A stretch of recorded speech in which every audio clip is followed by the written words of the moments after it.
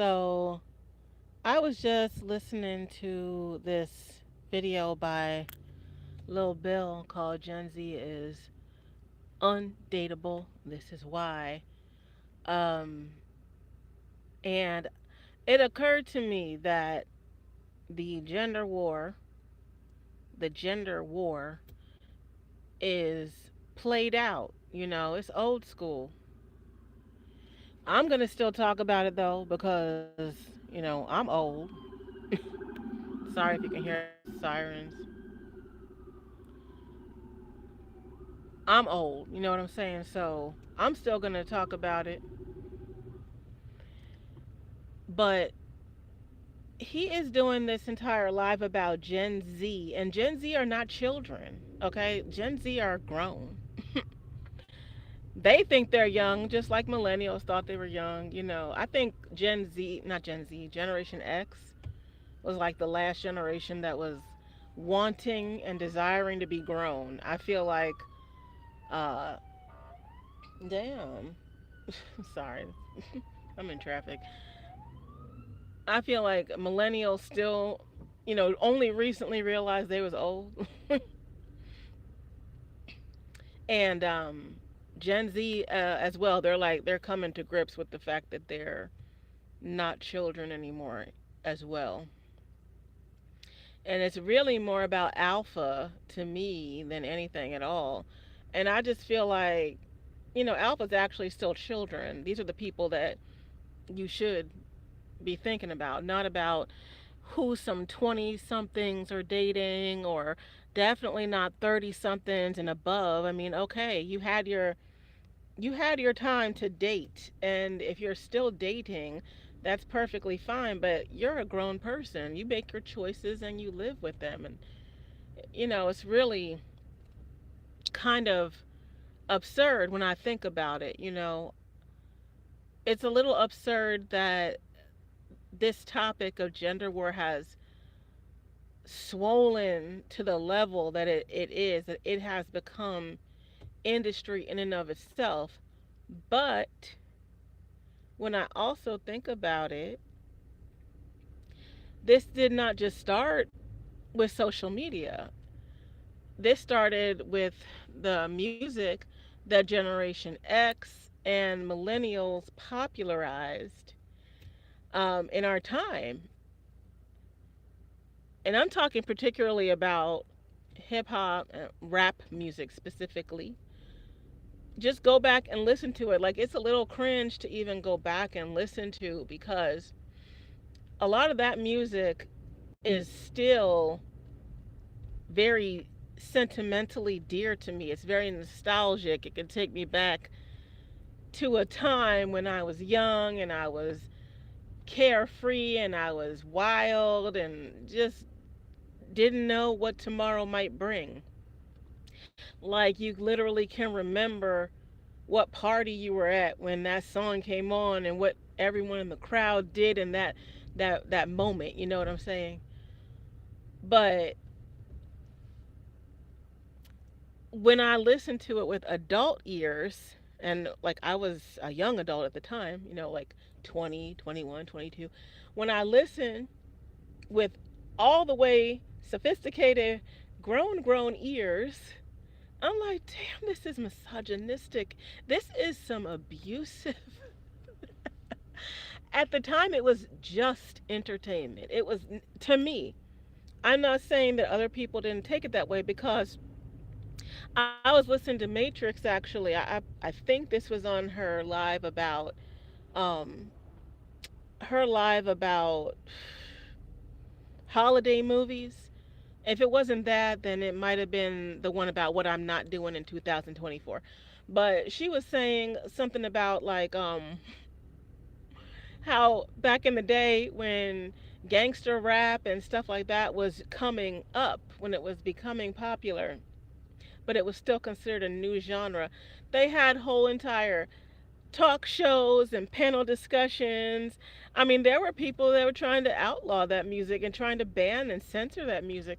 There were people having think tanks and talking about, like, how can we stop this misogyny? And It did nothing. It didn't do anything then, and it damn sure is not going to change now. I mean, I just think that's true. The only way that it's going to change is if the crowd just doesn't care about it anymore. And I think that's I think that's possible.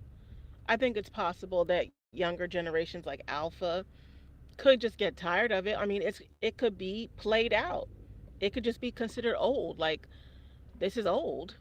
It doesn't matter how much I listen to something and I think it still sounds good. I think it still sounds fresh. I'm sitting here looking at my counterparts and my contemporaries, right? And I'm like, doesn't this still sound good? Man, if this came out today, my children still believe it sounds old. Okay? And I mean, who's right and who's wrong? I mean, I would think that the youth is more accurate than I am. They don't say, "Oh, mom, this sounds old. Turn it off." They listen to it, but they say, "This is old music. Like, when did this come out?" They're curious about it, but no, it's not new. It's not interesting. And that's what I think about gender war too. This conversation. I've heard some people talking about it on TikTok, and it's usually black audiences. I don't think I've ever really seen a whole entire panel discussion full of, like, other races of people talking about this kind of stuff. There usually be like one white person in there. It's usually a white man who's like red pill or something. I mean, like, do you understand? Most like non-black women, or I will just say white women in particular, they just kind of ignore red pill, or they're completely unaware of it. That's like there's a whole sausage fest. It's like mostly black women coming around into these circles trying to make themselves heard and known and seen. Um, mm, it's just interesting to me. It's interesting to me because I know that I was viewed as being one of those women, but I know the intentions that I had when I went into it, which was to observe.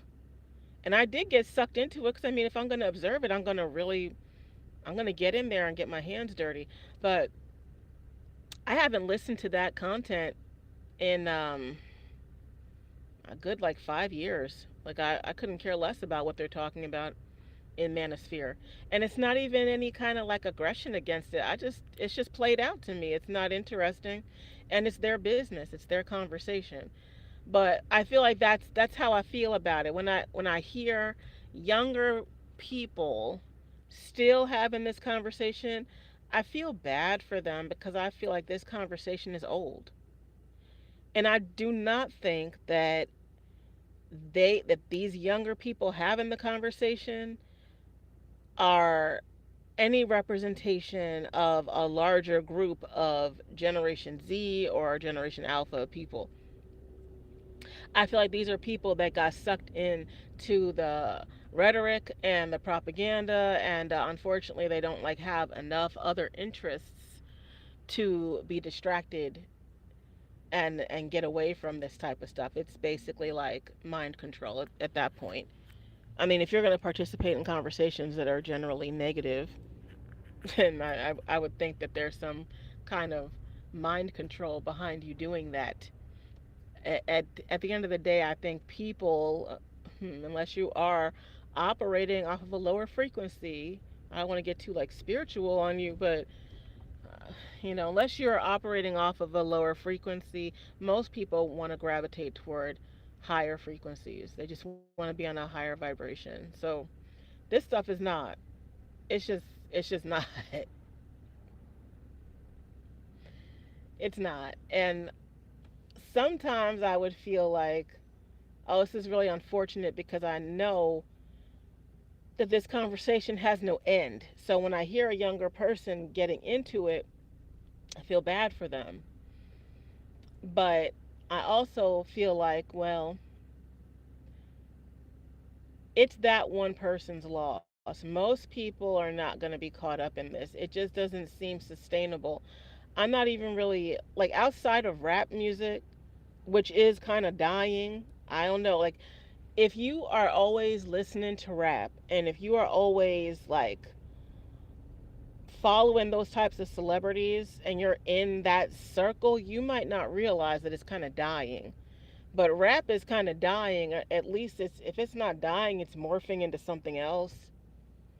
I'm not sure exactly where it's going, but I feel like it's probably going more toward like some kind of uh, electro punk, futuristic, almost like a just sounds kind of vibe. More so like nobody really cares what anybody's saying anymore. Like being an actual lyricist is probably gonna just become completely underground or like totally independent, very much smaller type of scene. Like, remember that song by Lil Uzi Vert that went crazy? It's like he barely spoke. Shorty got a body, yada, yada. You know, like he barely spoke. It was like 2 minutes of just beats. It was, I don't even know how he could take credit for it, to be honest with you. Um, and then there's people like Sexy Red, they keep pumping up, and it's like, she's not talking about anything, you know? So to me, it's just dying out. It's just kind of dying out. And even like the reason I'm focusing so much on rap is because I'm trying to explain where this actually came from. The gender war to me came out of like rap music because all they do is talk about how they're pimping women and how they're using them for sex or how they're not going to give them any kind of love, and calling women hoes and bitches and treating them with like contempt and hate, you know. And I know like for people my age at the time, it was like we conceptualized that they were talking about different types of women. Oh, she's not talking about me. Excuse me. They're not talking about me. And it's not just me saying that. I think that was by and large the way most young women felt because otherwise, how could you listen to it? How could you even listen to it? But the reality is they're talking about everybody. They're talking about everybody. There is no special women. They're not even, if there were special women, then they would have rapped about women. Everybody was a bitch and a hoe. So, you know, and even that, like why are you so fixated on bitches and hoes? Because it sells, because you know that people are going to buy it, and at that time it was black men buying it. And even if white people were consuming rap music, bitch, I'm sorry. Just a person on the road. I don't know what they were doing. Even if white people were buying rap albums, that is just like entertainment to them. Like,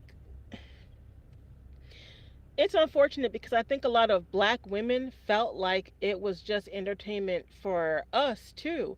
But then when you were getting into like interpersonal relationships with black men, you realize that they were really taking on the persona of these rap caricatures one way or another, like a lot of confusion in that time.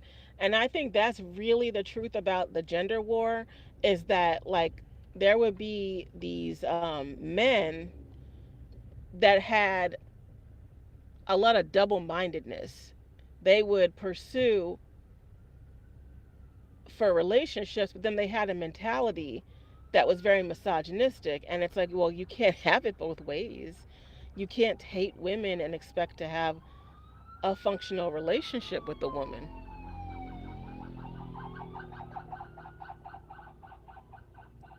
Child, I don't know what's going on.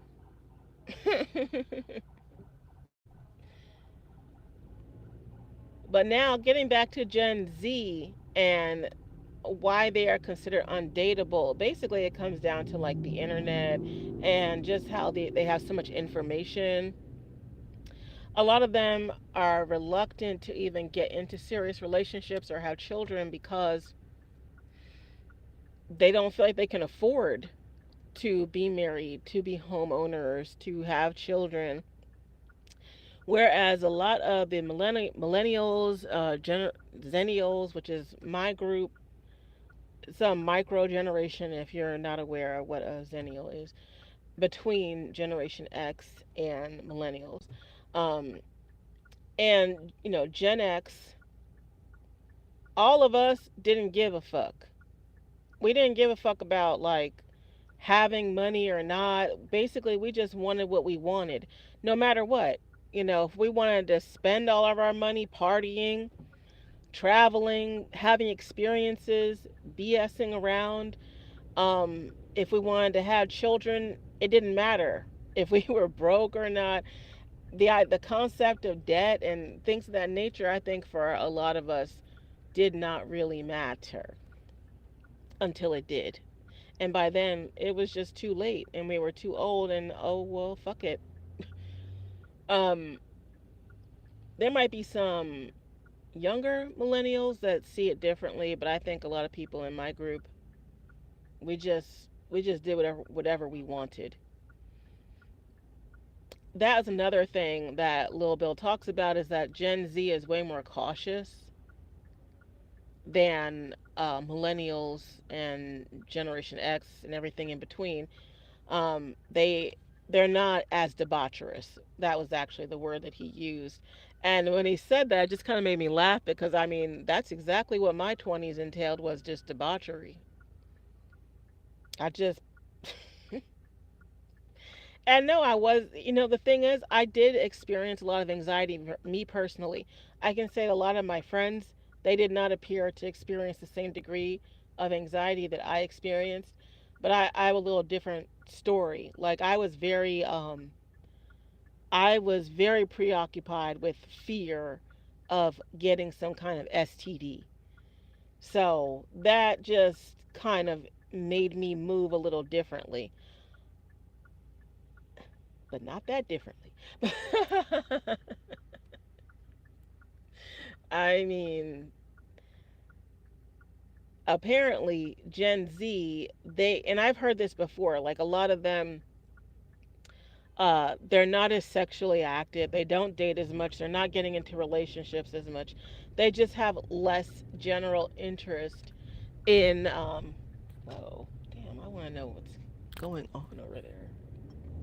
I got the whole thing blocked off. Okay. A lot of them are just not as interested in getting involved with things for all kinds of reasons. Most of it has to do with money and their lack of ability, like they're just lacking in their ability to be social. Like they don't know how to be social IRL. They just they don't know how to read people's faces. They don't know how to interact. They don't understand social cues. And I've seen this in my own family, like younger people in my family that just, you would think that they were neurodivergent actually, and I don't think that they are.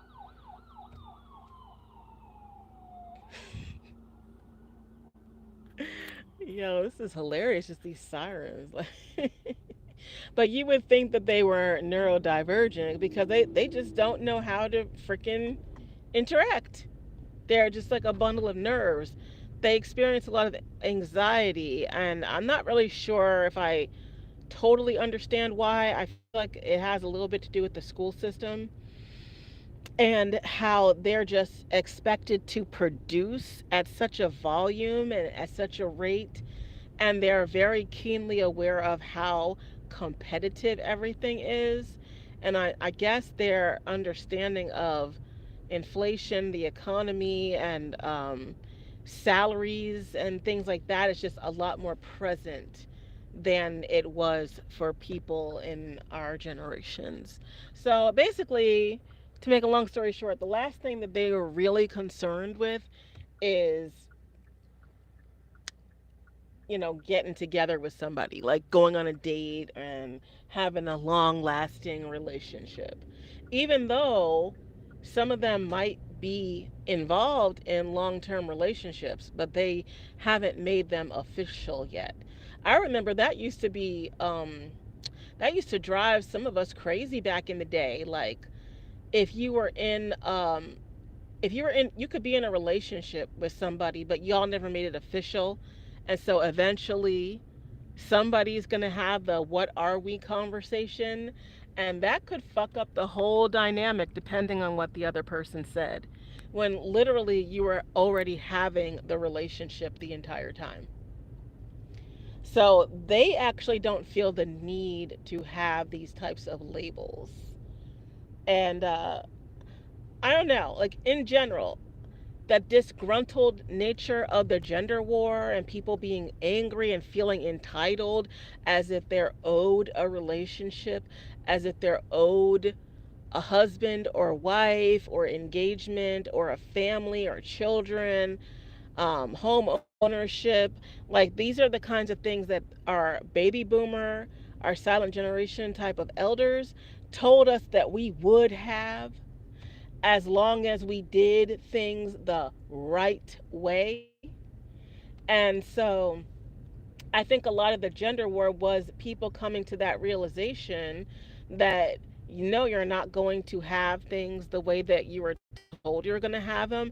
And instead of people understanding all of the like economic reasons why, social reasons why, because people are young at the time themselves while they're experiencing this. So instead, they just lash out.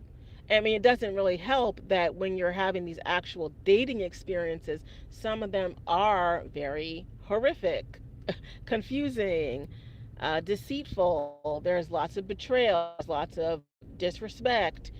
And that's because of the culture, it's because of the music, it's because of the imagery, like it really was a thing. And it was like this perfect storm of situations coming to this critical mass. And then we're also given the internet. Oh, and people just started screaming like they're on a bullhorn. And then people thought, like I thought, we were engaging in a conversation. And then all of a sudden, people learned that they could start making money off of this shit. So the conversation, which was pretty fruitless in general, then turned into just straight up pandering for views and clicks and AdSense. And now here we are. But the thing is, to me, what I'm noticing is it's the same old familiar faces. Like I said, I'm gonna keep talking about it because I'm old. It's old school, and I'm old school. It's old school, and I'm an old head. Okay, so I'm probably gonna keep talking about it, even though I don't really want to. I guess there's part of me that does, because it's part of my generation. It is symbolic of my generation. You know, like these days, people were, angry. Some women are very angry that they became somebody's baby mama when they were like anywhere between 18 to, like, 25 years old. I don't know. They were mad because they thought they were going to have a more substantial relationship with this individual, right? And that's not what ended up happening. They ended up breaking up. He ended up getting another girlfriend, and now you're taking care of a child by yourself. Yeah, I'd probably be pissed off too. But these days, people could literally make a conscious decision together that they don't want to be married. They don't want to have a serious relationship, but they do want to come together and have a child. Speaking of which, I remember this Gen Z man that I knew who asked me if I would have his child. And y'all swirlers gonna love this shit. He was not a black man. He was something else. And I don't even want to tell y'all. I don't even want to tell y'all. He was something else. Something else. Phenotypically, he was something else. But he, I obviously already had children, and he knew that I was divorced. And he was like, can you still have children? I'm like, yeah, until I hit menopause, I can have children. So, but yeah, he asked me if I would have his child. And we were not in a romantic relationship. That was not the situation. So it was just that he had a desire to have a different type of looking child. And I mean that sounds absolutely ridiculous and crazy, but if I had allowed it, he would have done it. And for some people, I think that would be like just sounds so outrageous and outlandish, but I'm telling you right now, these Gen Zs, they're outside the box. And it doesn't mean that all of them, are against marriage or anything that seems traditional, but I think they just have a different outlook on pursuing that. For them, it's more like, yeah, I'll get to that later. So the shaming of the hitting the wall, and you're gonna get dried up, it's too late, and nobody's waiting around, and all of that stuff. You're gonna die old and winter's coming. I mean, that is all some old people's talking points, some old people's shaming tactics. Nobody cares about that. These people are like, you know what, I might never get married, or if I do, maybe I'll get married when I'm like 40, or I might never have children, but if I do, maybe I'll have like one when I'm 40. After I've traveled the world, I've done everything I wanted to do, I've gone all the places I wanted to go, I've made all my money, I paid off all my debts, I have the career, I have the house I want, I'm good. And it's going to take me until I'm like 40 to do that. But when I get there, then I might get married and have kids. So when you like remove all of that type of, you know, social stigma and the way that things used to be type of pressure, there's no room for gender war. There's just no room for it. Like, what are you going to hit me with now? So, and it usually is just blame the single mother, blame the single mother, blame the single mother. Damn. I don't hear people really talking that much about just like dating, getting together, and having kids. When I hear that, it's usually avoidance, a bunch of reasons of why they don't want to do it. And it could be for women or men, why they're not interested in having a serious relationship or settling down. A lot of resistance. And I don't think that's a good or a bad thing. It's just what it is. So it's almost like, well, why are we having the conversation? You see what I'm saying? That's why I'm like, I think it's dying out. If you don't get married and you don't want to settle down and you don't want and you don't want and you don't want, then what are we talking about? Why don't you go do what you want? There I go. And when people realize that that's the reality of it, and they're like, okay, I can't talk about all the reasons why I don't want to settle down, then I'm just gonna blame single moms. Because if you're a single mom, or a single parent really, but if you're a single mom, um, you already exist as a single mom. If someone doesn't have a child, then they could potentially become a single mom, but at this current moment, that doesn't exist. So that argument doesn't even exist. So that's why they talk about the single mom, because that is a thing that is really in existence. And that's basically the only thing they have left. That's the only card left to play. They have nothing else. So, what are they going to talk about when people don't have kids anymore? When they just stopped having kids?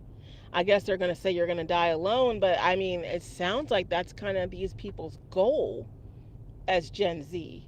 I mean, die alone is it's just bullshit anyway, but when you make the intentional decision that you don't want to have kids, then how are you going to argue with somebody like that? Or if you have made an intentional decision to co parent with another individual, I mean, you can cry about single moms all day long, but at the end of the day, it's really none of your business. I mean, it's none of your business anyway.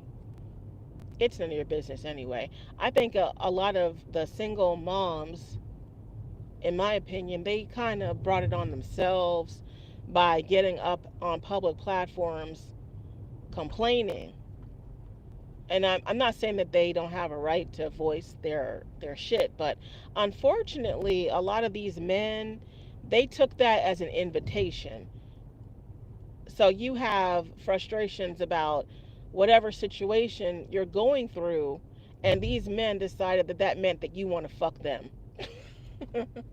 These men thought that that meant that they interpreted that as you want to get with them, and you want them to save you and your child, and now they're in the position to shoot you down. Which, when you really think about that, how pathetic is it of those men?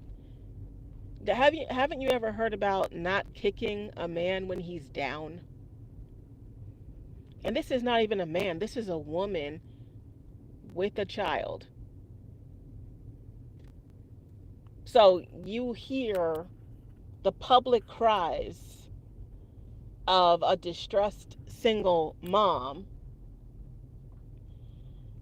and you decide to let her know that you are rejecting her, even though she didn't express that she wanted you, right?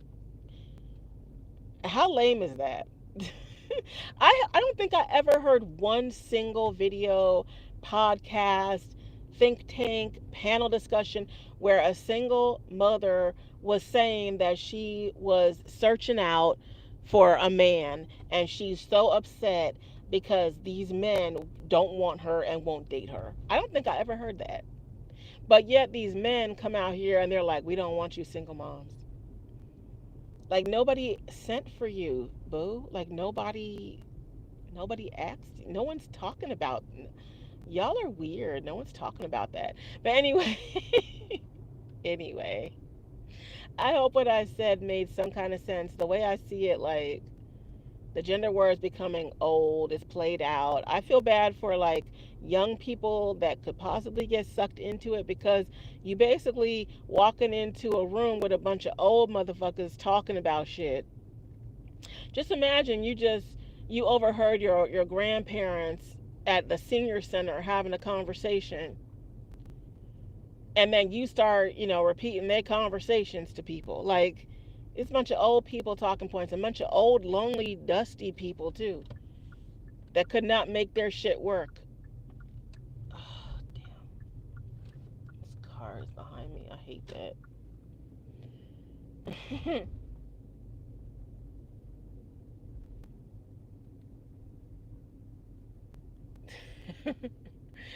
I have like this thing about cars being behind me when I'm in like a residential area.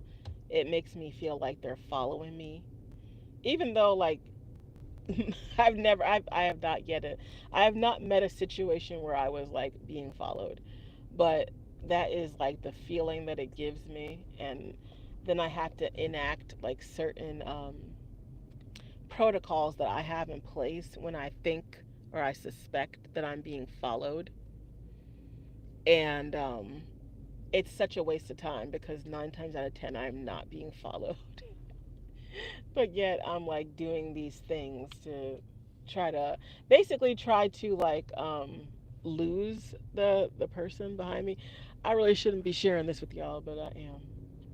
But okay, they're gone now. So yeah, just imagine you're just young and you're free to do whatever you want with your life, whatever you want.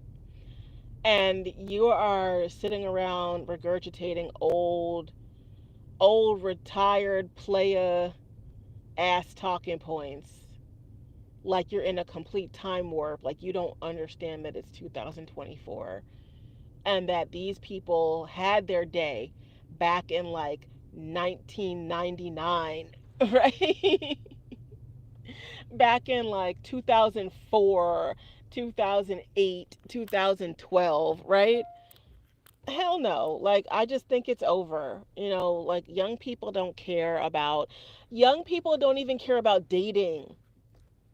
let alone settling down, having kids, um, being single moms, single dads, or any of that shit. Like, they don't even care. So I'm glad. I'm glad. I'm glad. It's like a little spell, a little curse is being lifted, and it.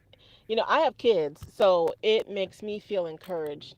Because the last thing I would want, honestly, well, the last thing I would want for my kids is for them to feel like they for them to feel like distressed about the future. You know, I would not want my children to feel as though they're living in an environment that is hostile. You know, that is one thing I want to talk about.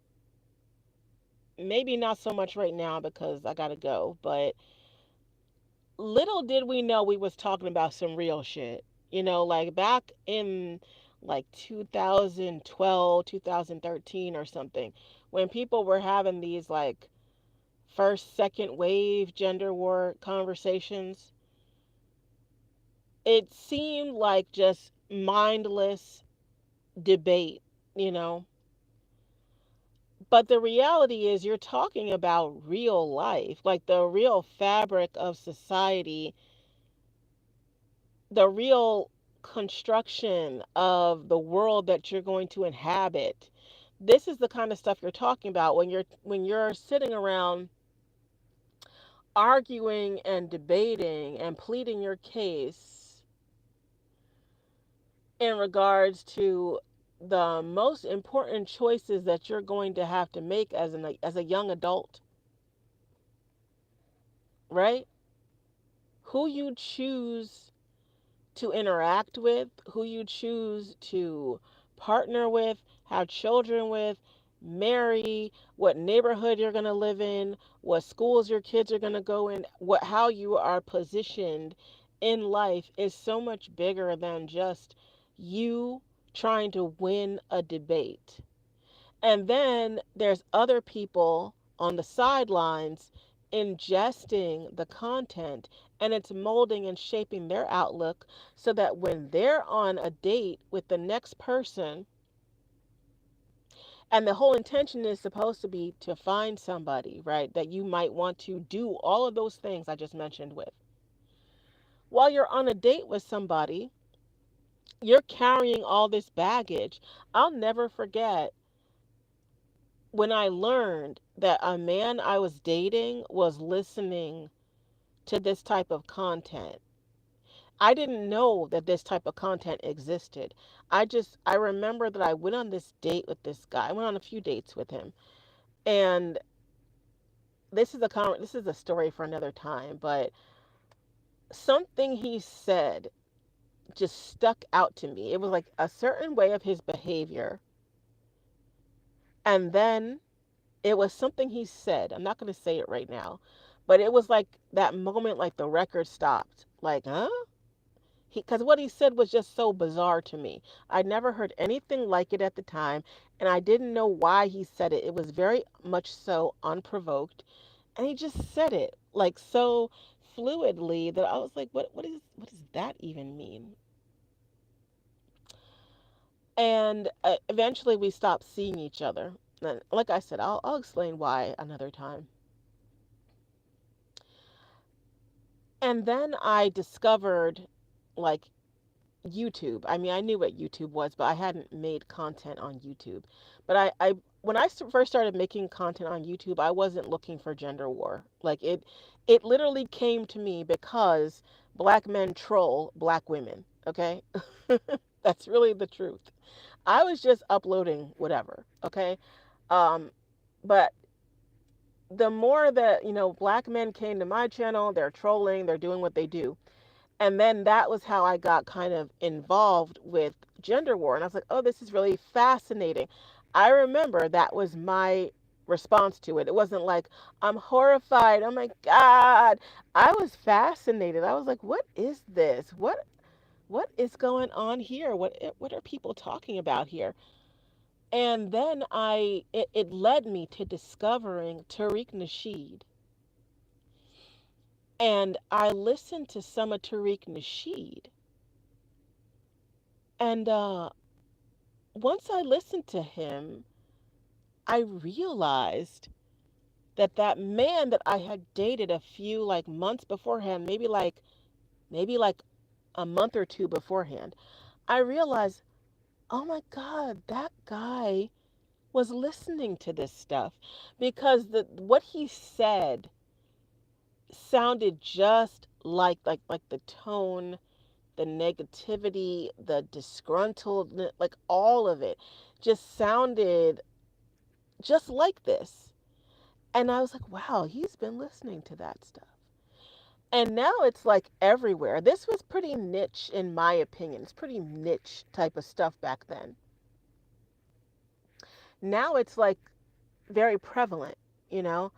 And that's why I'm encouraged because like let me tell you, if that man had been on his game, if he hadn't been into that weirdo shit and had just that really odd negative like low vibration aura to him, if he hadn't had that on going on, I would have wanted to marry that man. He was absolutely beautiful. He was wonderful on paper, okay? He was everything that all kinds of black women say they want. And honey, he wanted me, but I could not get with him because he was on his vibe was fucked up.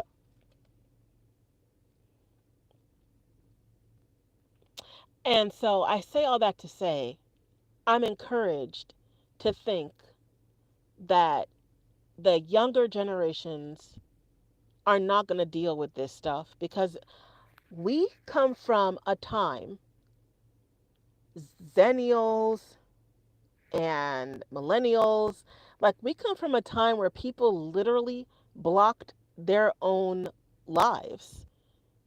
They literally blocked themselves from their own prosperity, from their own success, from their own joy. They literally got in their own way and created their own chaos when they did not have to.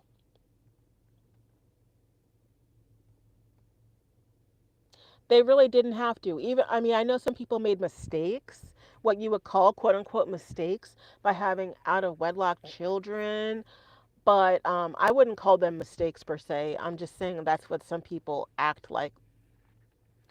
But a lot of these men know that they would have been willing to have these relationships with these so called single mothers, just like a lot of women were having relationships with men who had children, which would have made them single fathers, right? You still could have had a relationship with these people, gotten married. So what if you're a stepmother or a stepfather? Like, really though, when if it's the right vibe, it doesn't matter, you know. Y'all remember the Brady Bunch? I think in that case, that like both their previous partners like passed away, but it really doesn't matter, you know. By the way, I don't ever hear anyone distinguishing with that. Like, if someone is a single parent because um their previous partner died or because they got divorced or I don't know, like there's so many more reasons than having an oops baby. And even if someone did have a oops baby, like so what? Like so what?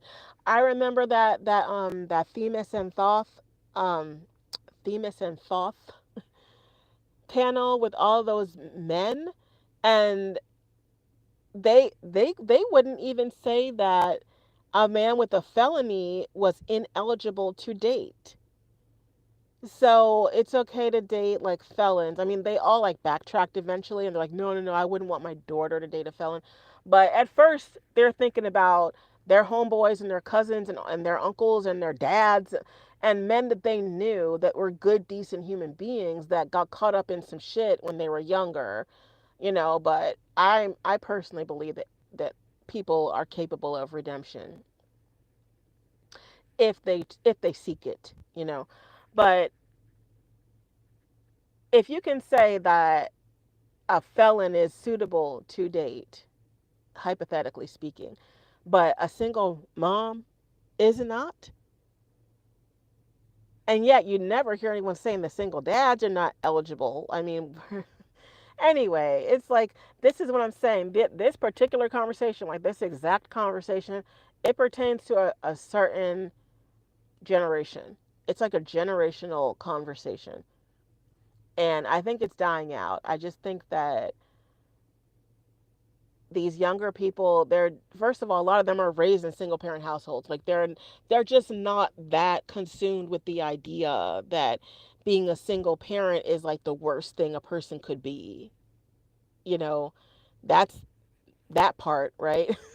They already have the sober mind that relationships don't necessarily always work. So, like, a lot of people are afraid, like, a lot of people in our generation, I'm saying, we're afraid. They're afraid to launch into that next realm of adulthood because they're scared shitless that it's not going to work out. And then what they do is they end up creating that in their lives. They end up creating relationships that didn't work. And then they say, well, I knew it wouldn't work because of feminism and because of the modern day woman or because of black women's attitudes or because of weave or because of the white man. And black women, they do it too with the whatever their talking points about. I just hear a bunch of stuff about hypergamy all the time. I don't know. To me, hypergamy, I don't know. I don't like I really try to be careful about the way I criticize black women cuz for me it's like is it really is that a thing? Like most sexism is real. Men make more money than women. For real. So is it really that difficult to achieve hypergamy? Is it really that difficult for to get into a relationship where a man makes more money than you? Like I just don't really feel like that's difficult. Now, I mean, does he make like a whole lot more? Is that what y'all are talking about? Like he needs to make like double what you make or something like that or make so much money that you don't need to ever work? Then I mean, that's like a different conversation, right? I don't know. I don't know. But like the reason I try to be careful about talking about that kind of thing is because I don't know what people have been exposed to. Like maybe they saw that. Like I think about my hairdresser when growing up, like she was married to this man that was constantly waiting for his settlement. He never had a job. He was waiting for a settlement. I think he's still waiting for that fucking settlement. He just never had a job and then they had a child, they had a son together. And I mean, eventually I moved, so I really wasn't close to them. But what I heard from, other clientele was that the son just turned into like a disaster because the father didn't do anything and his son is watching his dad not do shit. So then he grows into a young man who's not doing shit. And then between her husband and her son, they're like dragging her down. They're like weights that she has to carry. And, it just got to the point where I think she kicked them both out once they got. Oh my God. I'm sorry. Anyway, y'all, I'm pretty she's Generation X, by the way. But I have to go now. Like I just have other things to do, so I gotta go. But yeah,